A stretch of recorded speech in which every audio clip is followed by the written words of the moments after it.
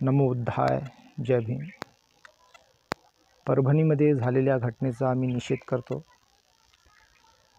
अशी घटना होता कामा नये, पण ती आता झाली तर यावर कायदेशीर कारवाई झाली पाहिजे अशी आमची मागणी आहे।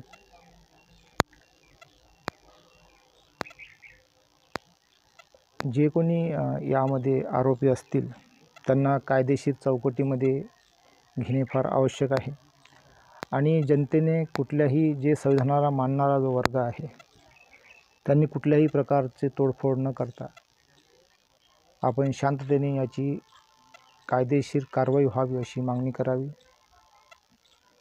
आणि हे असं संविधानबद्दल जे काही घटना घडतात यावर जनजागृती करणे फार आवश्यक आहे, कारण हे जे लोक करत असतात हे अज्ञानापोटी आणि आंबेडकरी समुदायाचं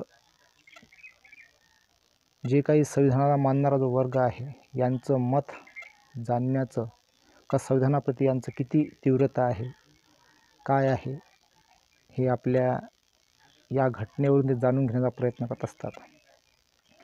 आणि ह्या घटनेनंतर ज्या काही बाबी घडतात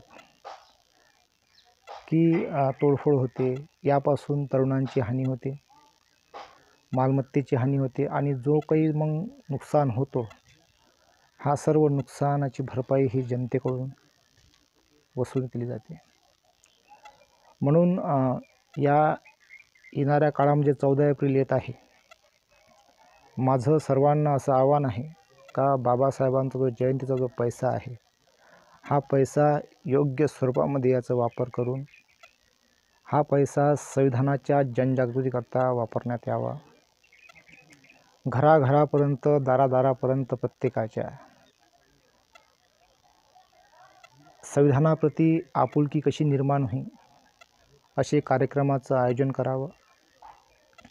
एक सातत्याने काम करणारा वर्ग तयार करण्यात यावा जिल्ह्यामध्ये, तालुक्यामध्ये, गावामध्ये, जो संविधानाप्रती जागृत असेल आणि जनतेंनी जे संविधान प्रेमी जनता आहे देशामध्ये त्यांनी अशी मागणी करावी की संविधानाचा जो पाठ्यक्रम आहे, अभ्यासक्रम हा पहिलीपासून सुरुवात करण्यात यावी, जेणेकरून सातत्याने त्याचा एक वर्ग असावा। अशा प्रकारची मागणी संपूर्ण महाराष्ट्रामध्ये जनतेने करावी, जेणेकरून संविधानाप्रती लहानपणापासूनच मुलांमध्ये एक आपुलकी तयार होईल, त्याबद्दल प्रेम तयार होईल। असे सोप्या भाषेमध्ये असे विषय तयार करण्यात यावे जेणेकरून संविधानाप्रती त्यांना सविस्तर माहिती मिळेल। तर पुन्हा एकदा या झालेल्या घटनेचा परभणीमध्ये संविधानाप्रतीच्या